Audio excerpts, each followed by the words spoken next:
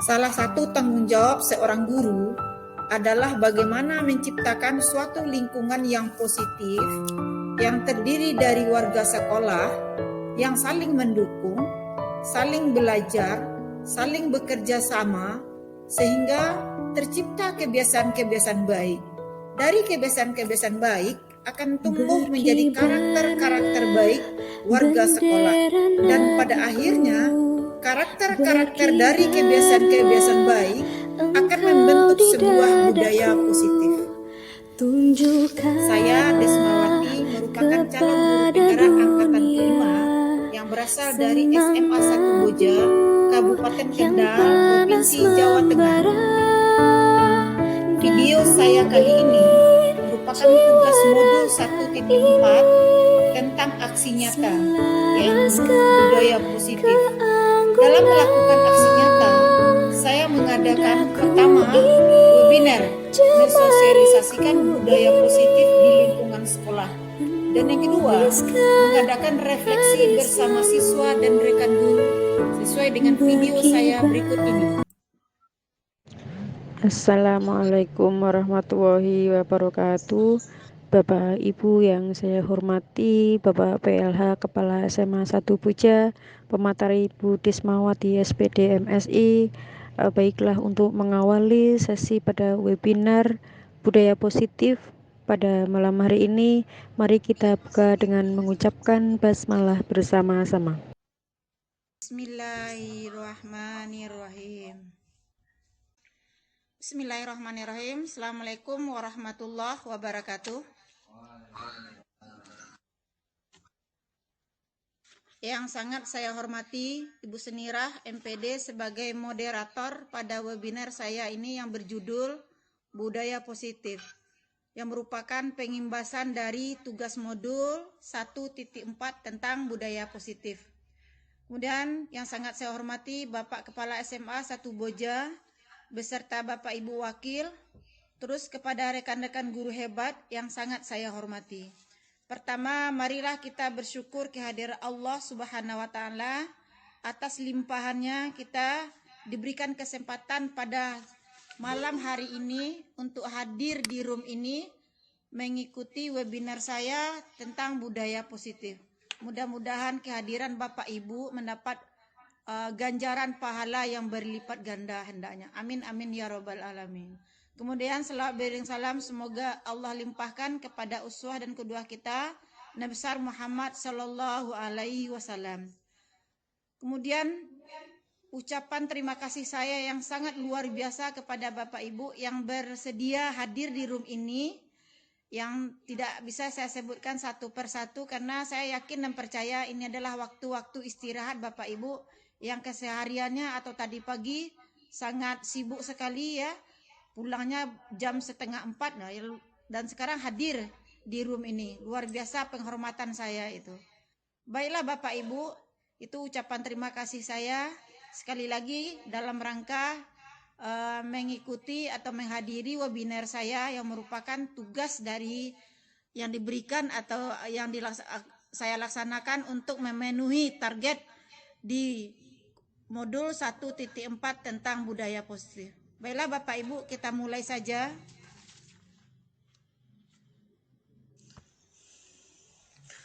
Maaf Bapak Ibu, izinkan saya berbagi ya. Ini merupakan tugas dari modul 1.4 tentang budaya positif. Baiklah Bapak Ibu semua, moderator yang saya sangat hormati dan kepala sekolah, terusnya kepada Bapak Ibu guru hebat semua. Ini merupakan aksi nyata saya tentang budaya positif yang merupakan pengimbasan dari modul 1.4. Budaya positif adalah nilai-nilai keyakinan dan kebiasaan di sekolah yang berpihak kepada murid, di mana murid dapat berkembang menjadi pribadi-pribadi yang kritis, penuh hormat dan bertanggung jawab. Nah, salah satu tanggung jawab kita sebagai guru adalah bagaimana menciptakan suatu lingkungan positif yang terdiri dari warga sekolah yang saling mendukung, saling belajar, saling bekerja sama, sehingga tercipta kebiasaan-kebiasaan baik. Nah, kebiasaan-kebiasaan baik ini, atau dari kebiasaan-kebiasaan baik akan tumbuh menjadi karakter-karakter baik warga sekolah. Dan pada akhirnya, karakter-karakter dari kebiasaan-kebiasaan baik itu akan membentuk sebuah budaya positif. Jadi akan membentuk sebuah budaya positif. Nah, karakter-karakter baik itu akan muncul dari disiplin-disiplin positif itu. Seperti yang dikemukakan oleh Bapak Pendidikan kita, Bapak Ki Hajar Dewantara, mengatakan bahwa di mana ada kemerdekaan, disitulah harus ada disiplin yang kuat. Nah, itu akan memunculkan disiplin-disiplin positif. Kita ketahui bahwa disiplin positif itu merupakan proses pembelajaran yang merupakan pendekatan mendidik anak untuk melakukan kontrol diri.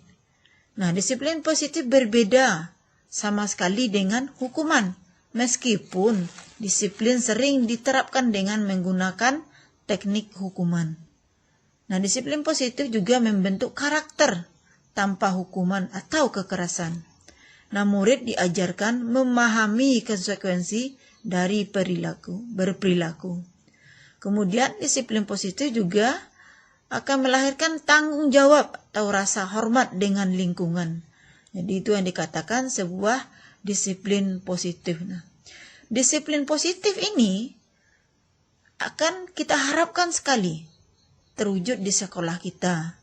Sangat berharap sekali sesuai dengan kurikulum sekarang, yaitu kurikulum merdeka. Nah, apa yang kita harapkan dari kurikulum merdeka atau tuntutan dari kurikulum merdeka itu ya, terciptanya profil pelajar Pancasila, yaitu beriman dan bertakwa kepada Tuhan Yang Maha Esa, berakhlak mulia, berkebinekaan global, gotong royong, mandiri, kemudian bernalar kritis dan kreatif. Nah, itulah keinginan-keinginan atau muara dari kurikulum merdeka kita, atau apalagi sekolah kita di SMA 1 Boja adalah termasuk sekolah penggerak yang akan memunculkan atau melahirkan profil pelajar Pancasila. Nah, dari profil atau dari keinginan kita untuk mewujudkan merdeka dalam belajar itu ya, tentu ada hal-hal yang harus kita tampilkan di sekolah itu. Nah, untuk mewujudkan disiplin positif itu salah satunya itu membentuk keyakinan kelas. Itu membentuk keyakinan kelas. Nah, mengapa keyakinan kelas? Atau mengapa tidak peraturan kelas saja? Atau mengapa adanya keyakinan kelas untuk terbentuk sebuah budaya positif? Atau bagaimana mewujudkan sebuah keyakinan kelas yang efektif? Nah, pertanyaan-pertanyaan itulah yang akan mendasari nanti akan lahirnya sebuah budaya positif yang akan terjadi di sekolah kita atau lingkup kecilnya di lokal kita. Nah, Bapak Ibu yang sangat saya hormati, guru-guru hebat semua, untuk menciptakan budaya positif itu ya, salah satunya yang membentuk keyakinan kelas tadi. Nah, karena kita tahu bahwa nilai-nilai keselamatan, misal seseorang, kenapa kamu memakai helm gitu ya? Pasti jawabannya supaya saya selamat gitu. Nah, jawaban selamat itu merupakan keyakinan gitu ya. Kemudian mengapa kita memiliki peraturan tentang menggunakan masker atau mencuci tangan setiap hari? Pasti jawaban kita adalah untuk kesehatan atau keselamatan. Nah, untuk keselamatan, untuk kesehatan tadi itu merupakan keyakinan. Jadi kita tumbuhkan keyakinan di dalam diri siswa kita itu untuk membentuk disiplin positif. Nah, bagaimana membentuk keyakinan kelas itu ya? Ini yang sudah saya praktekkan kemarin karena di tahun ajaran baru ya, kita membuat keyakinan dengan siswa-siswa kita, atau katakanlah itu kontrak ya, kita kontrak atau buat perjanjian dengan siswa kita. Apa keyakinan-keyakinan yang mereka inginkan dalam 1 tahun ke depan dengan sesama warga kelas tersebut, apalagi kita sebagai wali kelas gitu, bentuk keyakinan. Nah, dari sekian banyak siswa atau 36 siswa dalam satu lokal, kita pilah mereka atau kita kelompokkan mereka dalam satu kelompok kecil, kemudian suruh mereka berdiskusi bagaimana keyakinan-keyakinan yang mereka harapkan nantinya. Nah, dari kelompok-kelompok kecil itu akan kita tampilkan. Kita pandu mereka untuk membuat sebuah keyakinan kelas. Jangan kita biarkan saja siswa kita. Nah, setelah itu kita kerucutkan lagi dari sekian banyak keyakinan itu. Seperti ini kemarin saya cobakan di 12 MIPA 5 itu. Yaitu pertama saling menghargai, yang kedua merasa aman, yang ketiga melakukan tugas, yang keempat bersikap positif, yang kelima senang dan bahagia. Jadi yang banyak tadi kita kerucutkan menjadi 5. Tidak usah terlalu banyak. Nah, itu banyak nanti akan membingungkan siswa kita, akan susah bagi mereka mengingatnya. Sedikit tapi paham mereka tentang aturan-aturan seperti itu atau keyakinan-keyakinan yang disepakati oleh seluruh warga lokal tersebut. Untuk apa? Apa tujuannya? Suatu nanti di dalam keseharian, setahun kita dengan anak di dalam lokal itu ya, akan pasti menimbulkan benturan-benturan dalam keseharian. Nah, untuk mengatasi hal itu, kita munculkan keyakinan kelas kita. Kita hadapkan lagi siswa kita dengan keyakinan-keyakinan yang telah mereka perbuat. Kemudian, kita lanjut ya Bapak Ibu ya. Nah, keyakinan-keyakinan kelas tadi, itu di dalam keseharian akan terjadi benturan dalam hal apa? Dalam pemenuhan kebutuhan dasar. Kita dan siswa pasti punya kebutuhan dasar. Mana saja kebutuhan dasar manusia itu? Yang pertama, kebutuhan bertahan hidup. Kemudian kasih sayang, penguasaan, kemudian kesenangan. Nah, kita butuh kesenangan.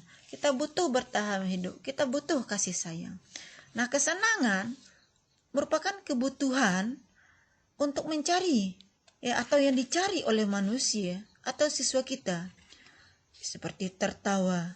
Bayangkan hidup kita tanpa kenikmatan apapun. Betapa menyedihkan ya. Kemudian Glasser pernah menghubungkan kebutuhan akan kesenangan dengan belajar. Jangankan kita, hewan saja Bapak Ibu, ya mempunyai, kan hewan itu punya tingkat intelijensi ya, seperti anjing, lumba-lumba, itu punya intelijensi gitu. Pingin juga mewujudkan kesenangannya itu. Tidak jauh berbeda dengan kita sebagai manusia. Begitu juga siswa kita, ya mereka pingin ada kebutuhan dasar ya yang mereka inginkan, yang mereka ingin nikmati. Seperti dalam belajar, mereka menginginkan ya kebebasan. Seperti kemarin ya, siswa itu pas waktu saya menerangkan pembelajaran, mereka bertanya itu, Brisma, bolehkah memutar musik saat belajar? Ya, kalau ya tidak mengganggu, kita silahkan saja. Artinya apa? Mereka butuh kesenangan. Kemudian kebebasan. Siswa itu butuh kebebasan. Terkadang mereka usil dengan kawan. Kenapa? Karena ingin bebas. Mereka ingin cepat keluar karena ingin bebas. Nah, itulah kebutuhan-kebutuhan. Nah, di dalam keseharian di dalam pemenuhan kebutuhan-kebutuhan ini terjadilah benturan-benturan itu. Nah, untuk mengatasi hal itu yang terjadi kebenturan-kebenturan itu, kita sebagai guru harus punya kontrol namanya. Itu 5 posisi kontrol kita sebagai guru untuk mengatasi kelas-kelas daripada siswa kita itu. Nah, apa saja posisi kontrol diri kita sebagai seorang guru yaitu. Kemudian bisa kita jadikan sebagai refleksi bagi kita ya. Di posisi mana kita sebagai seorang guru gitu. Ya, apakah saya di posisi sebagai penghukum ataukah saya berposisi sebagai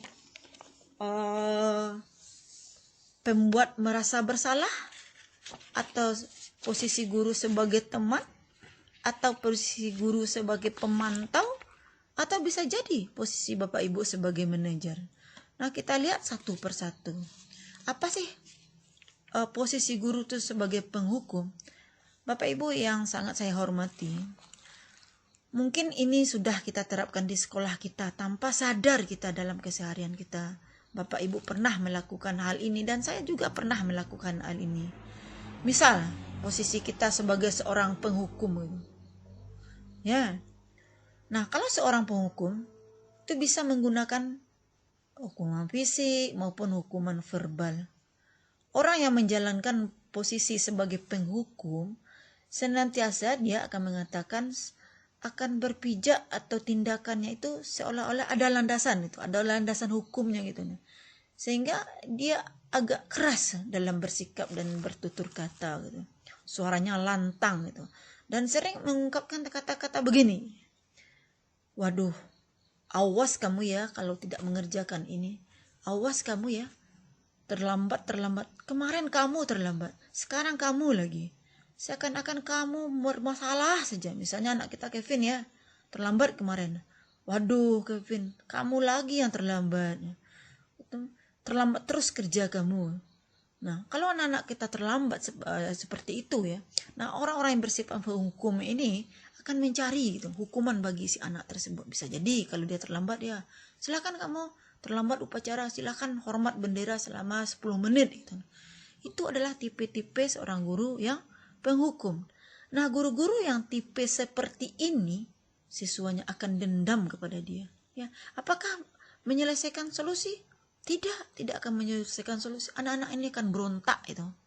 Akan berontak, akan ditandai, wah ini bapak ini gitu. Apakah menyelesaikan masalah? Tidak. Itu karakter seorang penghukum. Adakah bagi bapak ibu? Ada itu. Anak terlambat kita hukum itu, hormat kepada bendera, itu adalah seperti orang-orang feodal gitu ya. Kemudian yang kedua, membuat rasa bersalah. Nah, pada posisi ini biasanya guru akan bersuara lebih lembut ya, membuat rasa bersalah. Nah, siswa itu akan dihadapkan bahwa siswa itu akan merasa bersalah gitu. Kemudian tidak nyaman. Kemudian kata-kata yang keluar seperti saya katakan tadi lembut. Nah, seperti apa yang sering diucapkannya? Nah, ibu kecewa loh dengan tindakan kamu hari ini. Nah, berapa kali ibu ingatkan, jangan melakukan itu juga. Kasihan kan? Kalau kamu ketahuan sama orang tua, betapa sedihnya orang tua. Jadi kata-kata tadi akan terasa bagi siswa, akan dirasakan bagi siswa, akan sedih dia ya. Nah, di posisi ini siswa menilai dirinya buruk ya. Jadi seakan-akan salah terus saya di mata ibu ini ya, tidak berharga saya, mengecewakan orang yang saya sayangi. Jadi sangat-sangat membuat rasa bersalah bagi diri siswa itu. Nah, di posisi ini apakah guru menyelesaikan masalah? Tidak juga, ya. Enggak, besok akan diulangi lagi sama siswa tersebut. Nah, yang ketiga, sebagai teman. Nah, kalau guru di posisi ini, dia tidak akan menyakiti siswa gitu deh. Ya, misalnya sering kata-katanya jelas lunak ya, bersahabat, mengajak. Nah, enggak apa-apa salah. Besok kita ulangi lagi ya. Besok kita usahakan tidak salah lagi ya. Ayo mari Bapak bantu, mari Ibu bantu untuk menyelesaikan ini. Jadi ada kata ajakan dari kita sebagai seorang guru. Nah, ayo nanti Bapak bantu, ayo nanti Ibu bantu lagi. Ini seperti ini. Nah, kemudian yang keempat, sebagai pemantau. Nah, kalau sebagai pemantau berarti mengawasi. Nah, pada saat mengawasi, kita sebagai guru, ya, posisi pemantau berdasarkan peraturan yang ada. Kita hadapkan anak-anak dengan peraturan yang ada. Nah, apa kata-kata yang sering keluar dari mulut dari seorang guru yang sebagai pemantau? Nah, Ananda terlambat. Kira-kira peraturannya jam berapa masuk ya? Atau kesepakatan kita kemarin boleh terlambat berapa menit. Nah, kita hadapkan dengan peraturan-peraturan seperti itu. Nah, kalau Ananda melakukan ini, sanksinya kira-kira apa? Jadi kita hadapkan dia dengan aturan-aturan gitu. Nah, pada posisi pemantau berawal dari stimulus ya. Kita stimulus anak itu, kita rangsang anak itu untuk berpikir gitu ya. Kira-kira kalau Ananda lakukan, kalau Ananda terlambat terus dan tidak akan masuk pembelajaran di kepala Ananda nanti. Nah, apa efeknya bagi Ananda? kita munculkan stimulus-stimulus seperti itu. Kemudian yang terakhir sebagai manajer gitu deh. Posisi guru sebagai manajer gitu deh. Nah, pada posisi ini guru berbuat sesuatu bersama dengan murid, berkolaborasi dengan siswa menyelesaikan masalah, ya. Nah, di sini penekanannya bukan kemampuan membuat konsekuensi, ya, tetapi bagaimana kita mengajak siswa kita itu mensolusikan secara bersama. Nah, kata-kata yang keluar dari seorang manajer guru yang berposisi sebagai manajer tadi, misal, apakah kamu meyakini atau keyakinan kita kemarin apa, ya?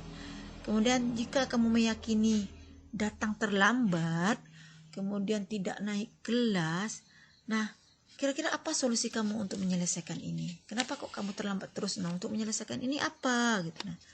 Nah, jadi tugas seorang manajer itu ya, kita ajak anak menyelesaikan masalahnya secara bersama. Misalnya anak terlambat, kenapa kamu terlambat? Kita tanya ya, apa alasannya terlambat? Nah, bapak, ibu saya bangunnya telat kemarin, agak kemalaman tidur gitu. Nah, kira-kira apa solusi kamu untuk mengatasi supaya kamu cepat bangun, tidak terlambat lagi? Oh, besok saya cari alarm, Pak, menghidupkan alarm. Jadi ada solusi. Oh, begitu ya. Jadi adakah kira-kira lagi yang bisa membantumu untuk supaya bangun lebih cepat? Kita tawarkan, kita gali seperti siswa menemukan masalahnya sendiri dibantu oleh kita. Kita yakinkan siswa dengan hal-hal yang demikian. Itu sebagai manajer. Jangan kita sebagai penghukum gitu. Banyak sekali penghukum yang kita temui di sekolah gitu, yang tidak dibolehkan gitu. Kemudian dari permasalahan-permasalahan itu, untuk mengatasinya kita menggunakan itu segitiga restitusi gitu.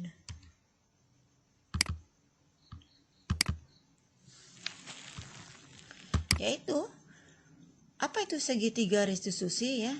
Itu untuk menyelesaikan masalah ya, ada 3 hal gitu. Yang pertama, menstabilkan identitas siswa kita. Yang kedua, kita validasi tindakan yang salah. Kemudian menanyakan keyakinan. Nah, bagaimana menstabilkan identitas itu ya? Nah, kita tahu bahwa segitiga restitusi itu merupakan proses penciptaan kondisi bagi murid untuk memperbaiki kesalahan mereka. Dia ada proses bagi murid untuk memperbaiki kesalahannya itu. Jadi yang pertama, menstabilkan identitas. Nah, untuk menstabilkan identitas, kita panggil siswa kita dengan ya, jangan kayak penghukum tadi ya. Awas kamu ya, kalau terlambat lagi saya suruh kamu lari keliling lapangan 10 kali. Bukan itu, tapi kita panggil dia, kita duduk bersama dengan dia, kemudian kita stabilkan identitas, kita duduk di dekat dia, kita tanya, dan kalau bisa jadi ini ada beberapa perkataan-perkataan yang bisa kita ungkapkan kepada siswa kita di dalam menstabilkan identitas. Yang pertama, ya berbuat salah itu tidak apa-apa, ya namanya manusia gitu. Nah, tidak ada gading yang tidak retak, itu wajar, kita manusia, kita bukan malaikat. Jadi kita stabilkan, jadi anak-anak itu merasa tidak dipojokkan, tidak dia saja yang melakukan hal itu, tidak merasa bersalah dia gitu. Tetapi bukan berarti dia melegalkan perbuatannya, bukan, tetapi dia merasa dihargai gitu. Seperti ibu juga pernah melakukan hal seperti itu, kita bisa menyelesaikan ini. Kalau anak terlambat, kita bisa menyelesaikan, yuk kita selesaikan. Atau anak tidak membuat tugas, nah kenapa kamu tidak membuat tugas? Nah yuk, nanti ibu bantu ya gitu. Jadi ada solusi-solusi gitu. Jangan kita just anak tidak membuat tugas kamu hari ini ya, besok atau hari ini sekarang kamu tulis ya 10 buah soal yang mirip dengan soal itu. Jadi kita just anak kita, hukum anak kita. Apakah menyelesaikan masalah? Tidak. Jadi dengan segitiga restitusi itu, yang pertama kita stabilkan identitas siswa kita, ya. Atau nanti juga kita munculkan pertanyaan terakhir, apakah kamu sedang menjadi teman yang baik buat dirimu? Gitu. Artinya bisa enggak dia menjadi teman yang baik bagi diri? Artinya dia menghargai dirinya. Kalau menghargai dirinya, tentu ada keyakinan kelas tadi. Keyakinan mana yang kamu langgar? Kita hadapkan dia kembali ke keyakinan yang sudah dibuat secara bersama-sama, ya. Kemudian kita lanjut ya. Setelah kita stabilkan identitasnya, jadi siswa itu tidak merasa dia dipojokkan gitu ya. Kemudian yang kedua, kita validasi tindakan yang salah. Kira-kira mana tindakan yang salah? Kita sampaikan ke dia gitu, dengan perkataan-perkataan atau ungkapan-ungkapan. Misalnya, padahal kamu bisa melakukan hal yang lebih buruk dari ini ya. Misalnya begini, anak-anak kita terlambat 2 menit gitu ya.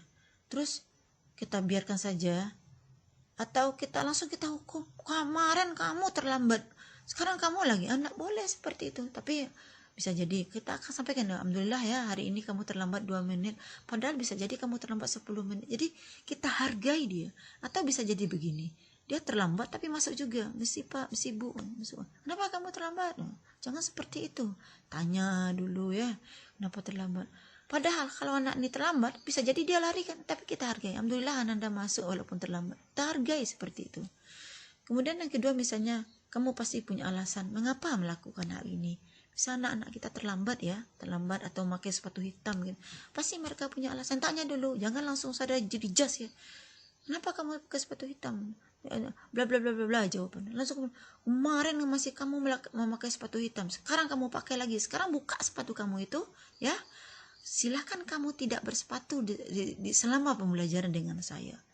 Itu kan kejam sekali guru seperti itu. Apakah menyelesaikan masalah? Tidak. Anak-anaknya akan berontak.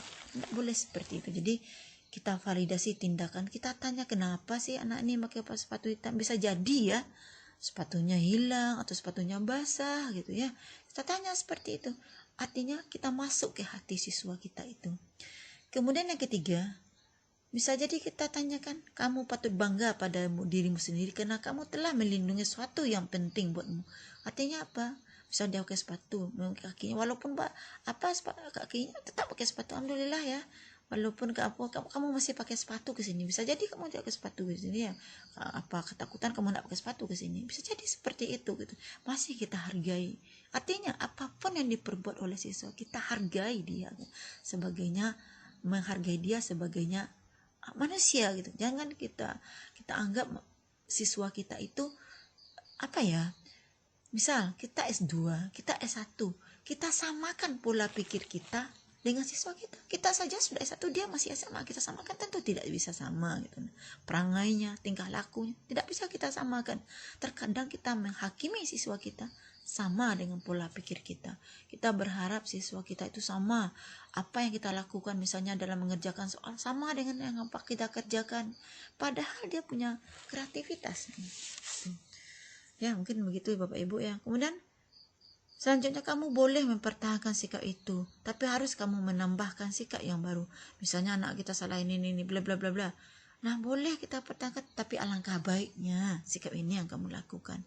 Kita tantang atau kita bertanya, nah apa kesepakatan kita kemarin? Kita tanya lagi di kesepakatan atau keyakinan kelas yang telah kita buat secara bersama-sama.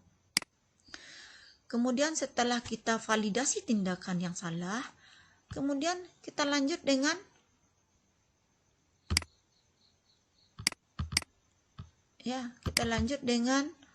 menanyakan keyakinan yang sudah kita buat. Jadi di awal pembelajaran kita buat keyakinan, kita hadapkan dia dengan keyakinan yang sudah kita sepakati secara bersama. Di mana kita tahu bahwa kesepakatan itu kita tanda tangani secara bersama-sama di dalam lokal tersebut. Misal, apa yang kita percaya di kelas. Misalnya, anak-anak main HP di dalam pembelajaran. Nanda, kemarin kita sepakat apa? Boleh main HP di dalam pembelajaran? Kita tanyakan, kita hadapkan itu kembali kita ingatkan kembali kepada mereka keyakinan seperti itu. Jangan langsung, wah yang main HP silahkan keluar. Jangan seperti itu ya. Atau yang tidak sepatu, buka sepatunya, masuk kotak, kamu tidak bersepatu. Atau yang terlambat tidak upacara, hormat bendera, tidak seperti itu gitu ya.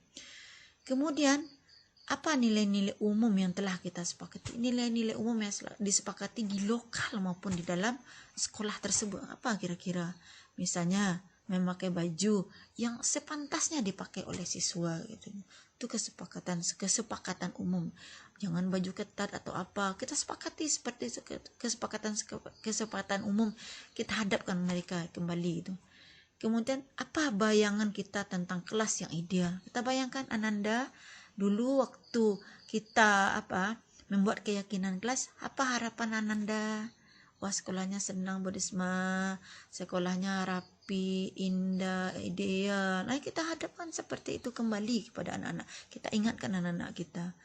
Kemudian kamu menjadi orang seperti apa?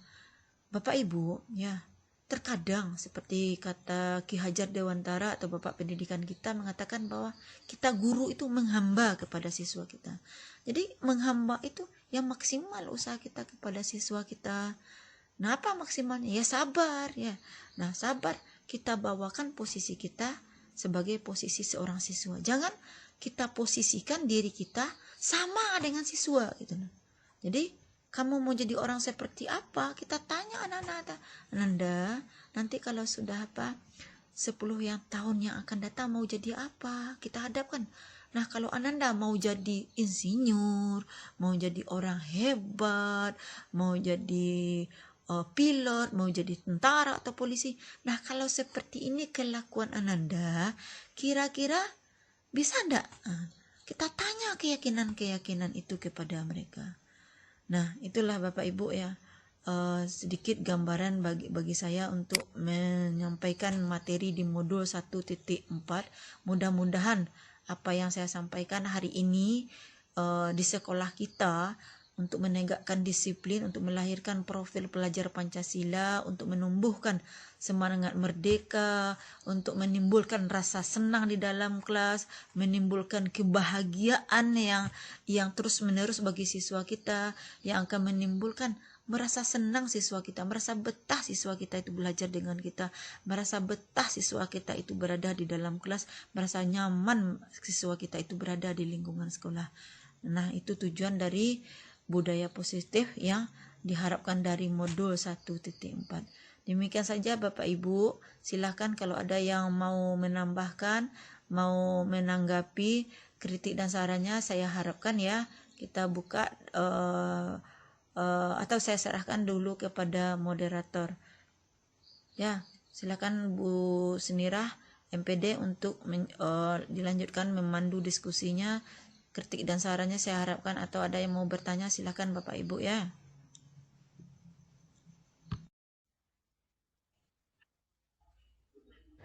Bapak Ibu yang berbahagia, telah kita saksikan dan simak bersama uraian materi tentang budaya positif oleh Ibu Desmawati SPD MSI.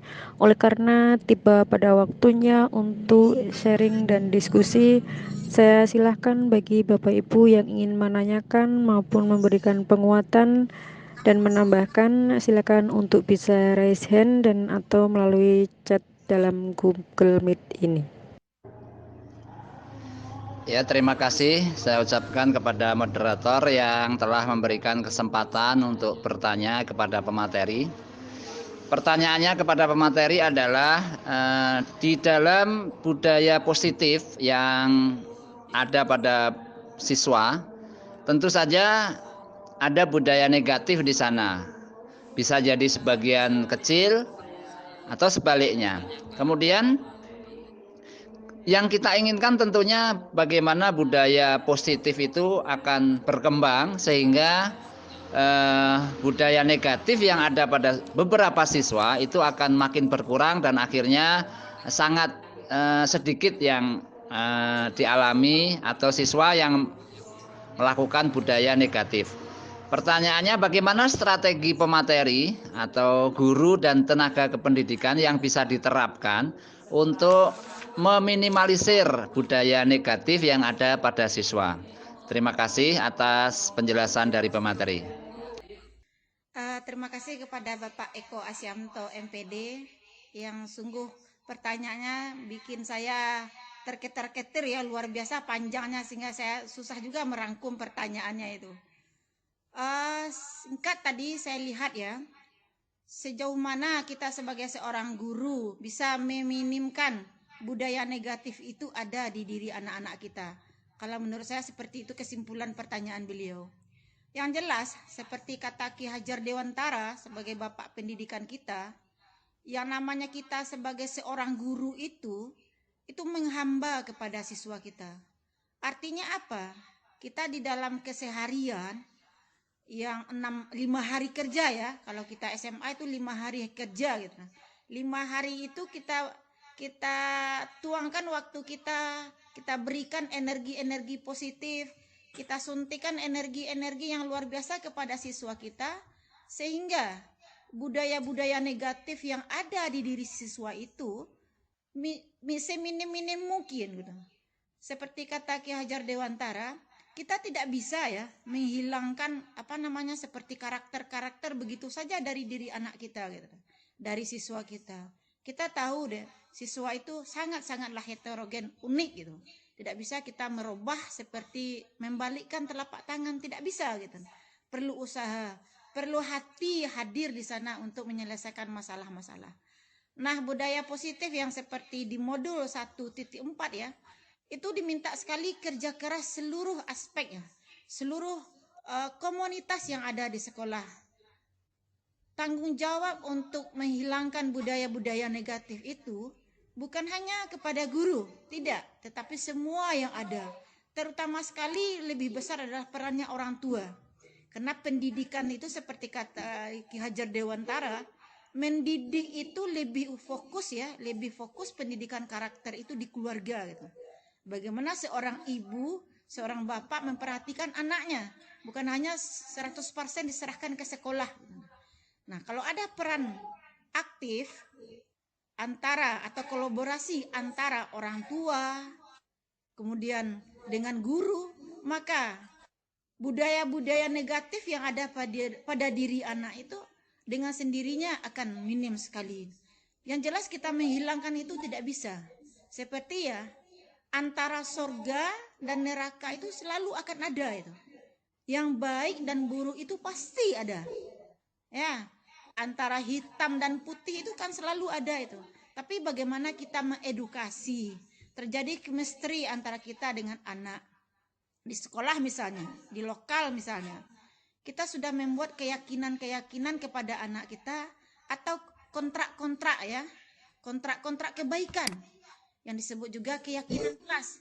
Kita tanamkan dari awal, dari dari awal pembelajaran atau tahun ajaran baru. Kita minta anak-anak, kita tagih, kita sugesti mereka untuk berbuat baik. Dengan apa? Dengan poin-poin tadi, seperti Ananda harus hadir tepat waktu, atau kesepakatan lokalnya rajin beribadah. Nah, yang lokal seperti itu dalam rangka apa? Dalam rangka meminimkan, ya, yang menghilangkan itu tidak bisa Bapak Ibu ya, tidak bisa kita. Bukan tugas kita itu menghilangkan itu, tidak bisa.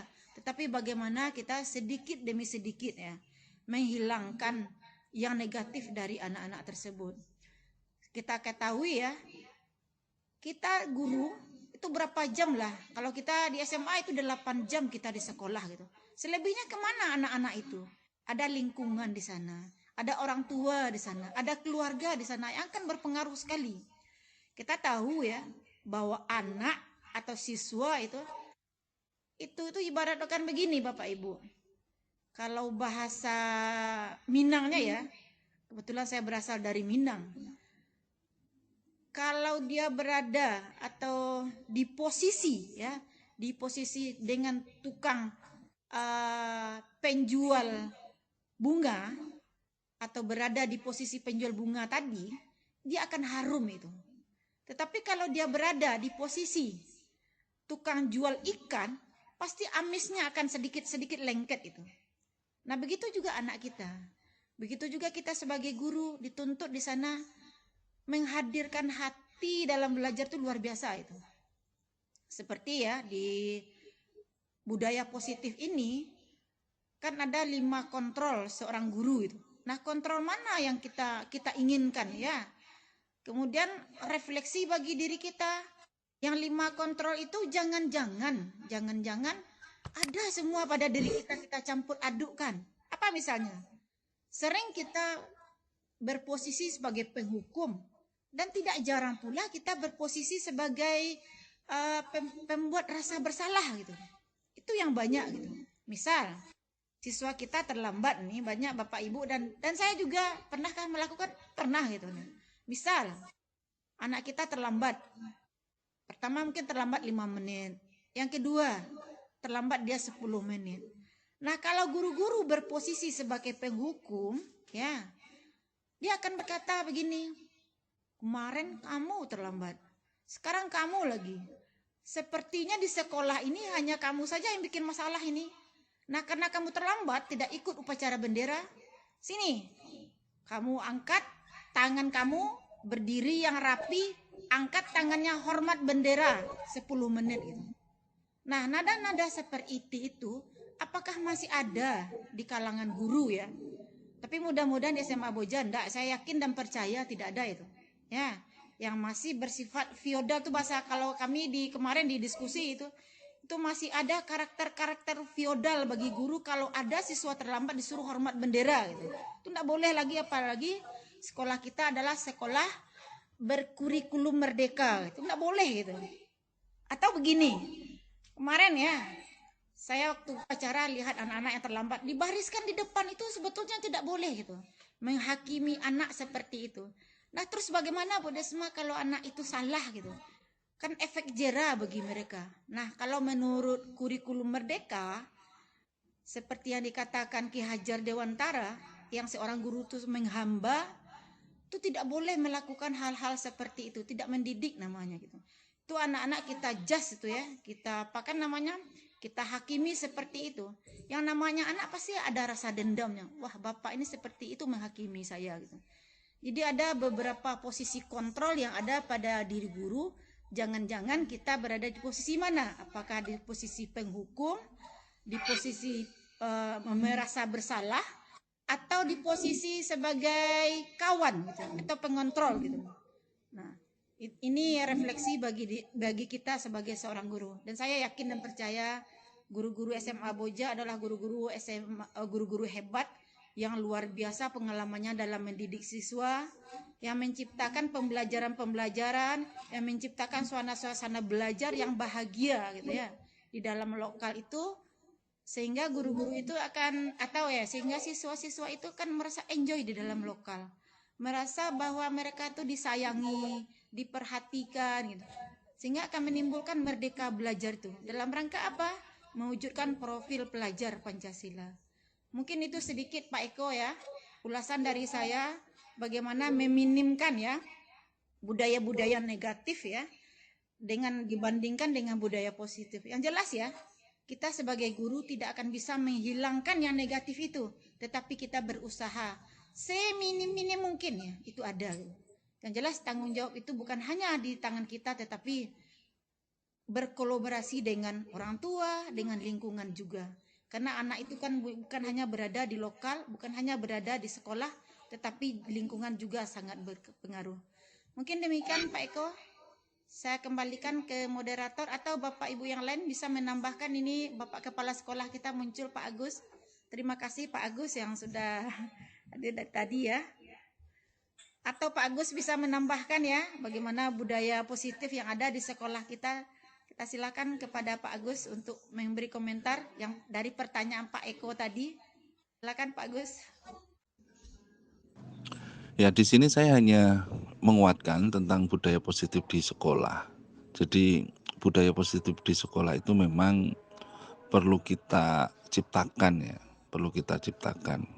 Sehingga dengan budaya positif yang tercipta di sekolah ini harapannya berdampak kepada perubahan-perubahan perilaku kepada siswa untuk mengarah ke hal-hal yang lebih baik.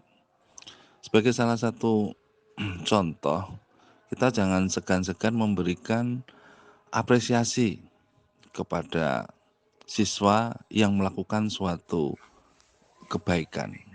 Pemberian apresiasi tidak hanya diberikan pada siswa, misalnya dia menjuarai sebuah lomba, kita berikan apresiasi. Tidak hanya itu sebetulnya. Siswa yang melakukan tindakan perilaku yang baik, yang bagus, selama ini kita tidak pernah memberikan apresiasi. Contoh misalnya, siswa ini rajin masuk sekolah. Nah, dari hal yang kecil ini kita berikan saja apresiasi bahwa siswa ini adalah siswa yang paling rajin masuk sekolah. Atau mungkin perilaku yang lain, dia menemukan uang, kemudian menemukan uang dikembalikan kepada yang memiliki atau menemukan HP. Nah, ini kita berikan apresiasi bahwa ini perilaku jujur yang memang perlu dicontoh oleh rekan-rekan yang lain. Jadi, insya Allah dengan adanya budaya positif di sekolah, insya Allah akan berdampak kepada perilaku anak-anak. Dan harapan kita semuanya, anak-anak ini tidak hanya cerdas di bidang akademik, namun secara perilaku pun ini juga menjadi hal yang bisa kita tanamkan pada diri mereka, sehingga nanti harapannya anak-anak ini tumbuh berkembang menjadi orang-orang yang hebat, tidak hanya hebat akademik, tapi hebat juga secara religinya, hebat juga secara perilakunya. Itu harapan kita semuanya. Demikian yang bisa saya tambahkan untuk budaya positif yang ada di sekolah. Terima kasih. Terima kasih Pak Agus atas atas penguatannya. Terima kasih Bapak Agus sebagai Kepala Sekolah SMA 1 Boja yang berkesempatan hadir di room saya ini dalam rangka webinar tentang penerapan budaya positif di sekolah. Alhamdulillah ya, mudah-mudahan apa yang saya sampaikan dari awal dapat memicu diri saya terutama ya, atau khususnya dalam menghadapi siswa, dalam membersamai siswa. Karena menurut Bapak pendidikan kita bahwa seorang guru itu ibaratkan seorang petani.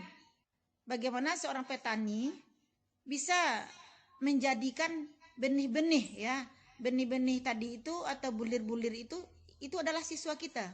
Nah, bagaimana kita menumbuhkan benih tadi menjadi benih yang baik, walaupun terkadang kita temui ya, benih itu yang kita hadapati tidak baik itu, tidak subur. Nah, bagaimana kita menyuburkannya? Nah, fungsinya di sini sebagai guru atau sebagai petani itu ya, bagaimana kita teknik mengelolanya? Bagaimana cara kita menjadikan benih itu menjadi yang bermanfaat, yang yang hasil panennya luar biasa. Nah, tentu punya kecakapan seorang petani. Apa kecakapannya? Kecakapan bagaimana mengairi, kecakapan kapan waktu pemupukan, kecakapan dalam hal kira-kira kalau racun ini saya berikan kepada siswa kita atau ke siswa saya, atau kita sirami tiap hari yang dengan dosis yang berbeda, nah hasilnya akankah benih-benih tadi akan tumbuh subur? Nah, tentu tidak. Nah, di sini dituntut Bapak Ibu guru semua, Bapak guru hebat, ditantang untuk belajar yang maksimal ya. Dan saya yakin dan percaya di SMA Boja di sini ya, orang-orang hebat semua, senior-senior hebat yang ilmunya sangat saya gali tiap hari ya. Itu merupakan faktor ya, modal yang luar biasa di dalam mendidik siswa, dalam rangka menghamba kepada siswa. Karena namanya ilmu itu ya, bagaimana kita menyuntikkan energi-energi positif kepada siswa kalau kita tidak punya energi gitu. Nah, dari mana energi itu? Dari ilmu yang kita pelajari. Apalagi seperti kata kepala sekolah ya, kurikulum merdeka itu dituntut siswa itu ya, guru itu ya, tidak mengajar seperti konvensional dulu gitu. Nah, bagaimana mengajar konvensional? Kita bawa pena satu ke dalam lokal atau tanpa kita bawa spidol satu tanpa ada apa-apa gitu. Tanpa ada persiapan apa-apa. Nah, apalagi siswa kita SMA Boja adalah siswa-siswa pintar-pintar yang cerdas-cerdas ya. Nah, bisa jadi kita yang diajari siswa. Nah, bagaimana supaya hal itu tidak terjadi? Nah, mari kita belajar bersama-sama menerapkan budaya positif seperti yang ditanyakan oleh Pak Eko tadi, bagaimana kita meminimkan budaya negatif itu ada di anak kita. Mungkin demikian ya, sedikit gambaran bagi saya tentang budaya positif yang harus diterapkan di sekolah kita sesuai dengan modul 1.4 yang saya pelajari di pendidikan guru penggerak atau pendidikan calon guru penggerak angkatan kelima. Terima kasih sekali lagi ya, saya ucapkan kepada Bapak Ibu guru hebat semua, terutama Bapak Kepala Sekolah, Bu Senirah sebagai moderator yang telah meluangkan waktu istirahatnya buat saya untuk menyelesaikan tugas ini. Saya akhiri ya Zoom ini atau room ini dengan membacakan Alhamdulillahirabbil alamin. Assalamualaikum warahmatullahi wabarakatuh. Demikian video webinar saya yang menggambarkan budaya positif di lingkungan sekolah yang merupakan gambaran kehidupan kami di sekolah, yaitu di SMA 1 Boja. Sekarang saya akan tampilkan beberapa video refleksi saya dengan siswa dan juga dengan rekan-rekan teman sejawat. Assalamualaikum warahmatullahi wabarakatuh. Perkenalkan, nama saya Diana Rahma, nomor absen 9 dari kelas 11 MIPA 2. Nah, di video kali ini kira-kira aku mau bahas apa ya? Nah, pasti ada yang belum tahu kan aku mau bahas apaan? Nah, kali ini aku mau bahas bagaimana Bu Desma mengajar aku dan teman-temanku. Nah, apakah ada yang belum tahu siapa itu Bu Desma? Nah, ini dia orangnya. Perasaanku ketika diajar oleh beliau yaitu sangat menyenangkan. Karena beliau mengajar dengan metode pengajaran yang mengasyikan.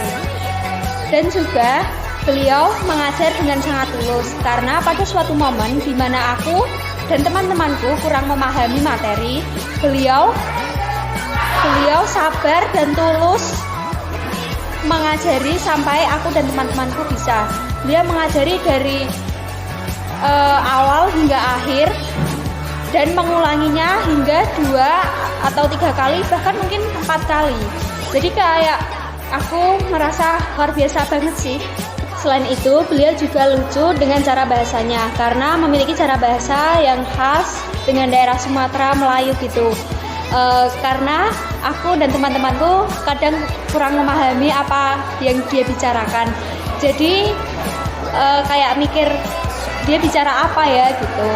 Tapi it's okay lah, karena itu buat aku sama teman-temanku jadi tahu bahasa-bahasa daerah. Dan juga beliau juga sering memberi motivasi kepada aku dan teman-temanku. Karena motivasi itu untuk mendorong aku dan teman-temanku ke hal yang positif. Misalnya, dia pernah memberi motivasi ibarat jalan menuju surga itu masih panjang. Jadi kayak kita diingatin buat beribadah, buat beramal yang lebih, dan tentunya harus bersikap positif secara terus-menerus. Mohon maaf apabila banyak tutur kata yang salah. Saya mohon maaf sebesar-besarnya. Terima kasih telah menonton video ini. Sampai jumpa. Wassalamualaikum warahmatullahi wabarakatuh. Assalamualaikum. Perkenalkan, nama saya Dewi Syafitriani dari kelas 11 MIPA 3 nomor absen 1. Mungkin menjadi guru bukan suatu hal yang mudah. Banyak yang mesti dipelajari. Salah satunya tentang bagaimana seorang guru menjelaskan agar murid-muridnya paham. Ya, semua guru mempunyai caranya masing-masing. Misalnya, Ibu Desmawati, guru kimia SMA Negeri 1 Boja. Beliau mempunyai cara dan persepsinya sendiri. Bagaimana beliau harus menempatkan diri, di mana anak muridnya paham apa yang beliau jelaskan. Bagi saya, beliau telah berhasil menduduki posisi itu. Caranya menerangkan, menjelaskan, sangat mudah dipahami. Tidak terlalu cepat, juga tidak terlalu lambat. Ada keasikan tersendiri ketika belajar kimia bersama beliau. Karena ada waktu di mana kita harus benar-benar memperhatikan, di mana kita bisa bercandaan guna hiburan di tengah banyaknya rumus kimia. Saat tes festival pun beliau selalu memberi kisi-kisi guna panduan kami untuk belajar. Bahkan di saat PJJ, beliau selalu mengirimkan video-video pembelajaran agar kami bisa paham. Kimia memang sulit, tapi bersama beliau, kimia terasa mudah. Dengan kesabarannya, membuahkan hasil ilmu yang bermanfaat bagi kita para siswa. Terima kasih. Wassalamualaikum warahmatullahi wabarakatuh.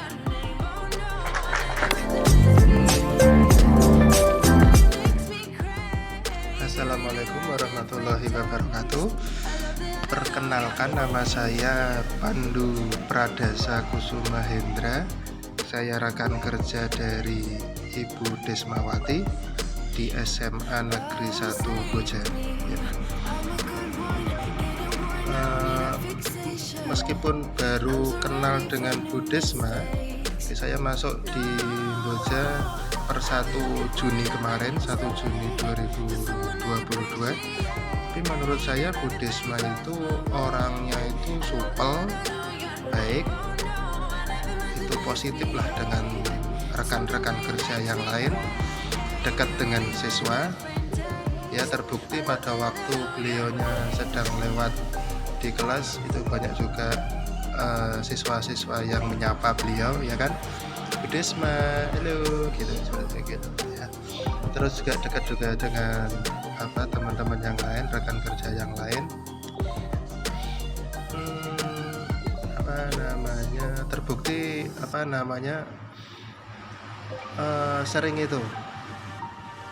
sering yang curhat dengan beliau itu pada datang ke tempatnya Bu Desma, ya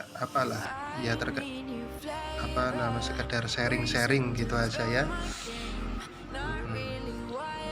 Kalau saya pengampu mapel antro, sosiologi antropologi, sedangkan Bu Desma itu pengampu mapel kimia. Meskipun kimia dari eksak itu beliau itu sangat supel ya. Kan kimia kan biasanya kan eksak itu kan cenderung kaku, ya kan, biasanya kesannya seperti itu. Tapi Bu Desma tidak. Dan menurut saya Bu Desma itu sudah layak untuk menjadi GP, ya, guru pembelajar CGP. Dan nantinya insya Allah akan ke level berikutnya, itu menjadi calon kepala sekolah ya. Amin. Oke, sukses buat Bu Desma ya, Bunda Desma.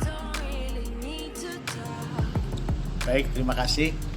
Saya Cornelius Surman, mapel dari pelajaran agama Kristen, mau menyampaikan sedikit tentang sahabat baik saya, Ibu Desmawati. Beliau mapel kimia. Saya merasa bahwa beliau memiliki pribadi yang baik, mudah bergaul, disiplin, dan mudah diajak ngobrol ya, berkaitan dengan berbagai macam bidang. Nah, terkait dengan kegiatan pembelajaran di sekolah, kemarin ada kegiatan webinar sosialisasi budaya positif. Ini menarik sekali karena tepat dan cocok untuk sekolah penggerak, sekolah kegiatan, sekolah menyenangkan, karena berkaitan dengan bagaimana pola berpikir, cara berbicara, melakukan sesuatu dengan budaya positif dalam lingkungan SMA Negeri 1 Boja.